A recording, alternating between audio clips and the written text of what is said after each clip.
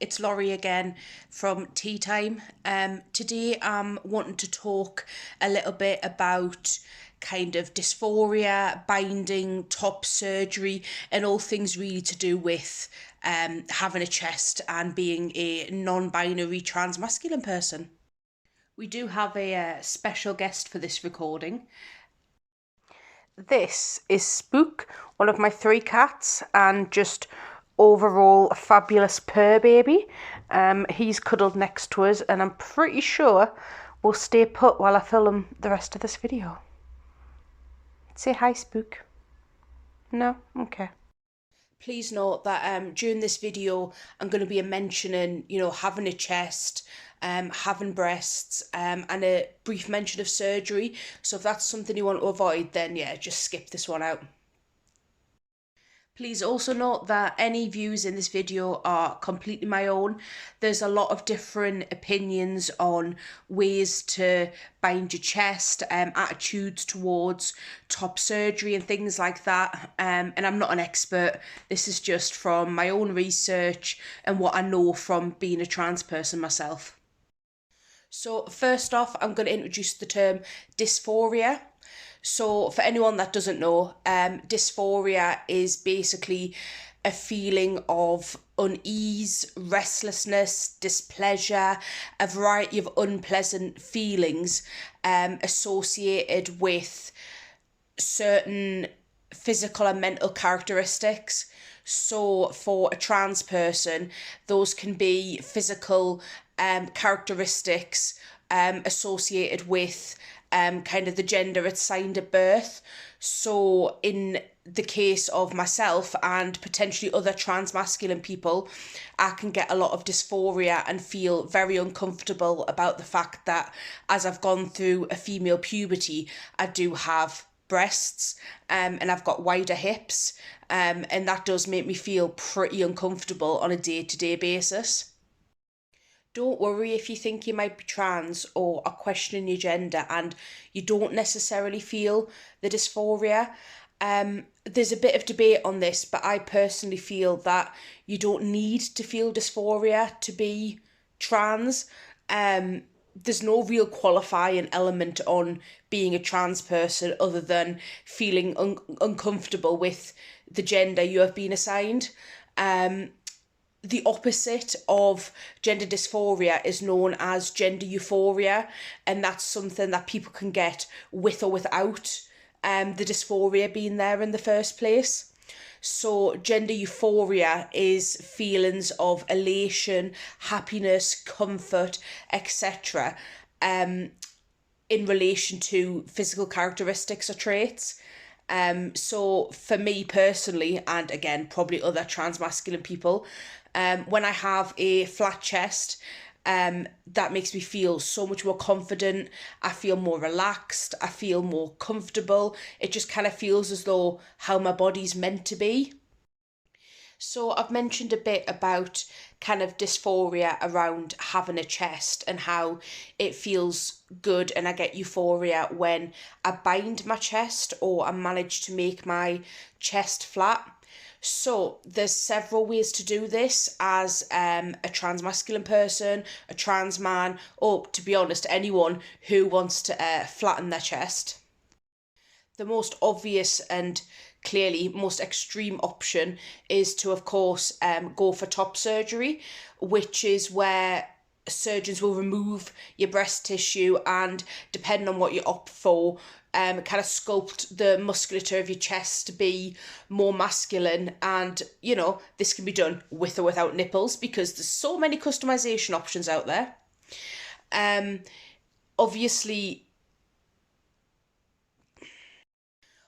surgery is quite an extreme option and isn't for everyone. Having said that, there's also massive waiting lists, and if you're not going to go through the NHS, quite a cost involved, kind of in the region of about 10 grand, depending on the surgeon you go to and the location where your surgery is performed. Obviously as well, surgery is permanent, well, generally speaking, and does have obviously side effects, including scar tissue and visible scar buildup, which not everyone would want.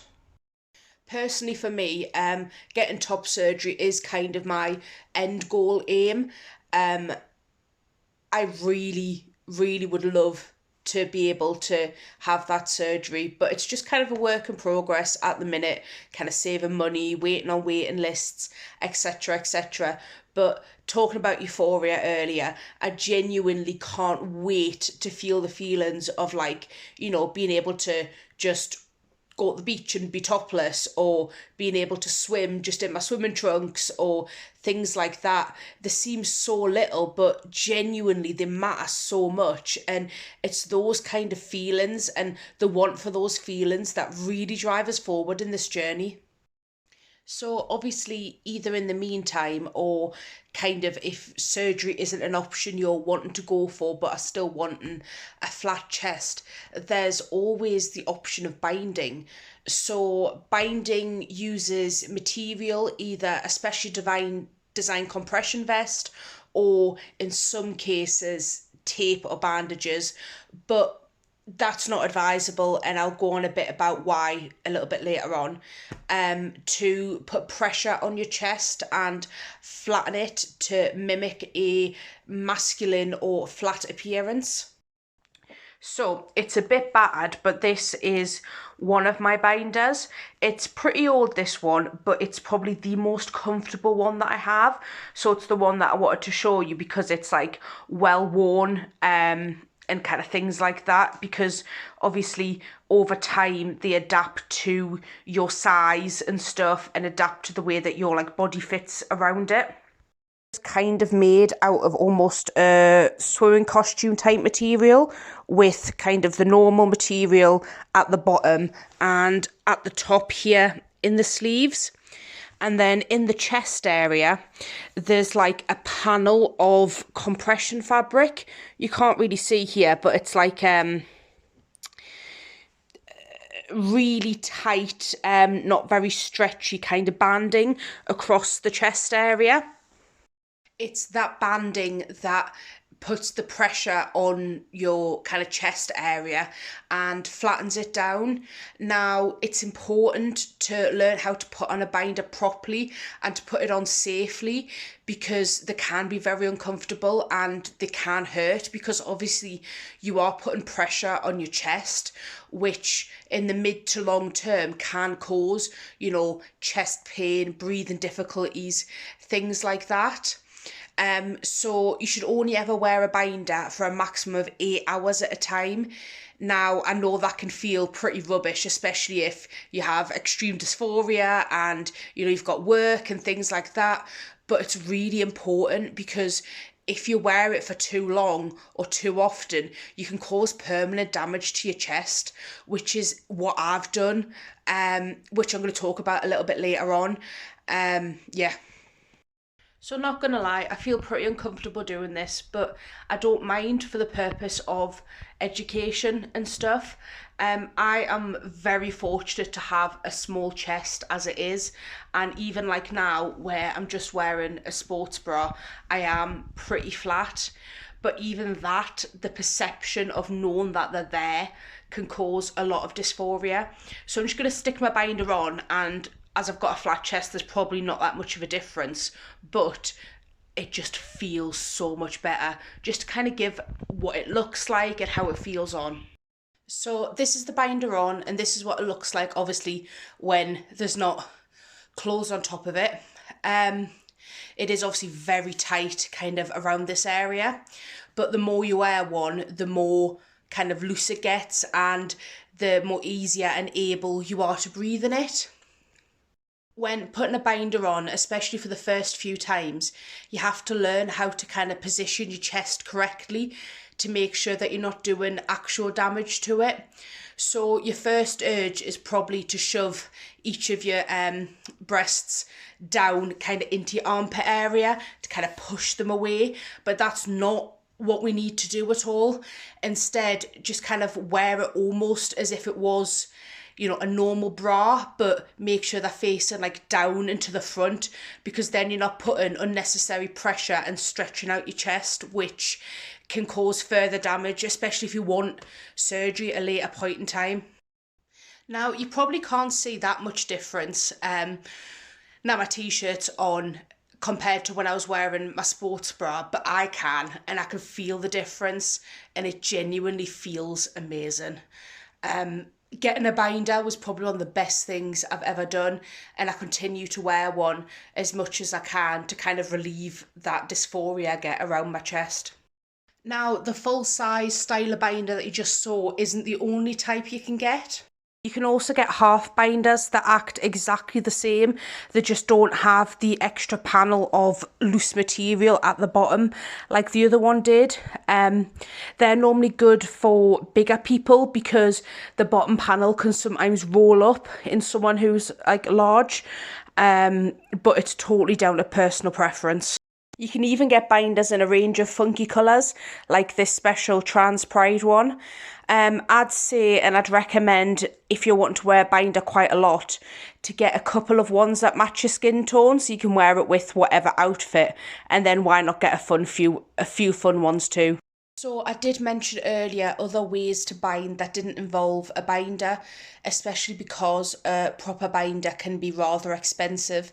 They tend to go for around £35 to £40 upwards, which obviously is a bit of a hit to the pocket, especially if you're poor, like me. There is other ways to bind.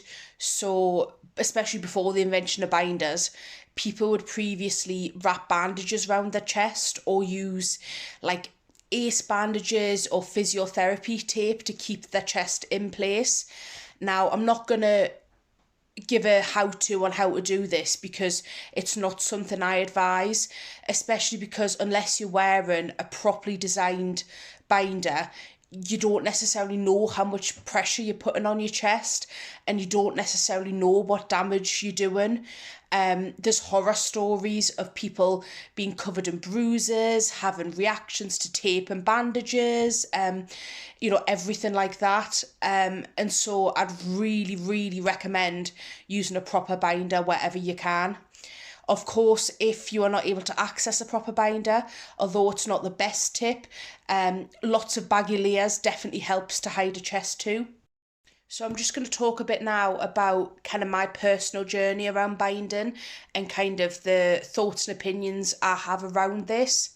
So the first time I ever used a binder, I was around 18, and actually I came out as non-binary to my youth worker and their partner, and it was terrifying.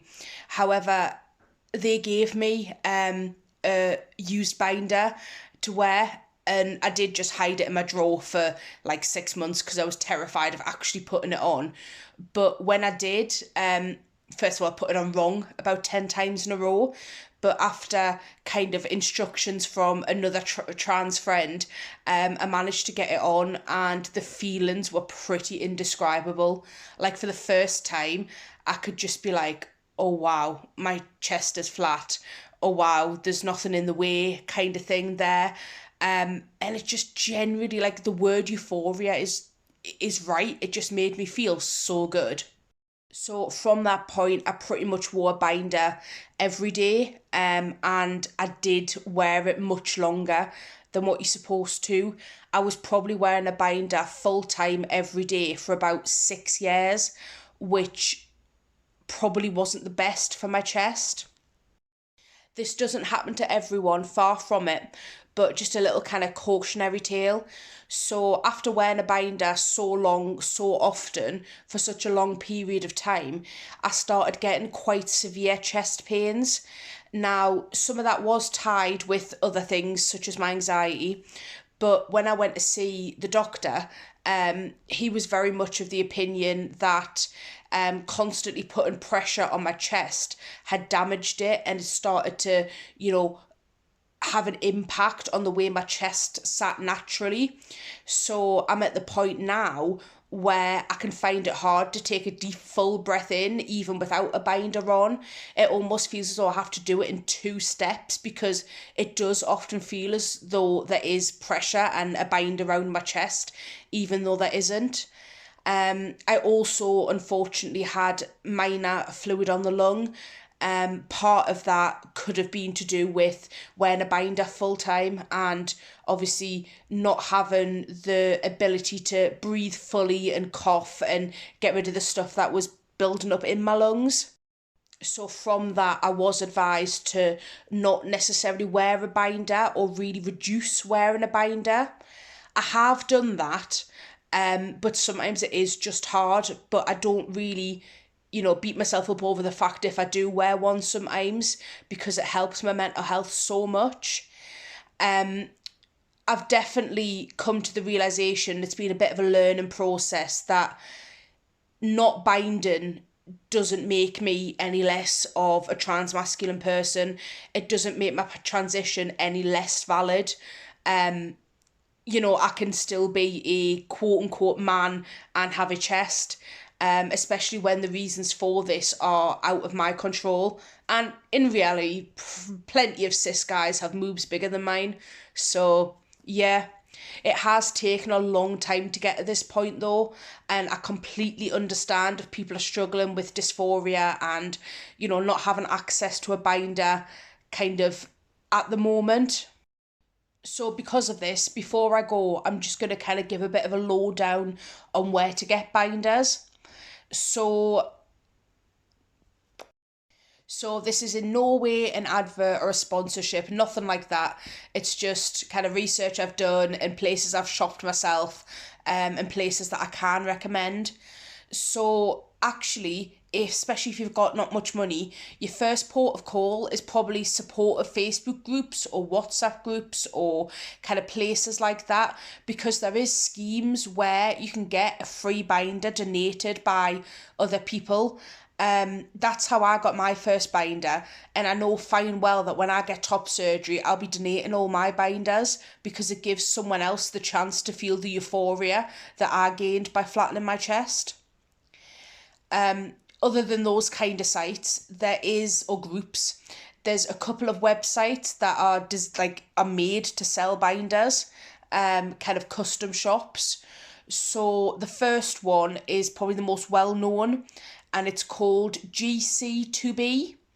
Now, GC2B is an American based company, but they do have a European Union stall.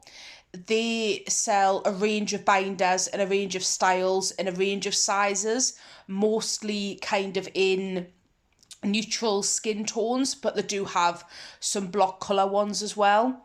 GC2B is really good because they have a full video guide to measuring yourself for a binder, and you can live chat with a member of the team, or at least you could when I bought my last ones, to kind of guide you through the size and process of getting a binder. The only thing is, of course, again, they're pretty expensive, and because they either come from the States or from the EU, at the minute, there's issues with shipping. They can take a long time to arrive, and there's sometimes import taxes, both from the EU now with Brexit and from America. The second website that I've personally used is Spectrum Outfitters. They do a range of trans apparel, from binders to kind of, merchandise with their logo on, to packers and packing boxes, which I'm going to do a full other video on, just not quite just yet. They're UK based and trans run, so it's people who know what they're doing. They often arrive quick, but they are a little bit more expensive than the GC2B ones and not as well known. Spectrum Outfitters also do a range of quite funny seasonal binders, because you can have it in your skin tone, but why not have a Santa themed binder complete with beard, or a Jack skeleton, spooky scary skeleton, glow in the dark one for Halloween? The options are pretty creative with Spectrum Outfitters. But however you end up getting a binder, remember that you have to put it on safely and know how to do it properly to avoid that kind of damage and stuff. I'm always free for questions in the comments and stuff for anyone who wants to talk about binding, and I'm more than happy to kind of delve further into kind of my own experiences and stuff if needs be. So yeah, that's it for today. Give it a like, maybe subscribe, and yeah, see you next time. Bye bye.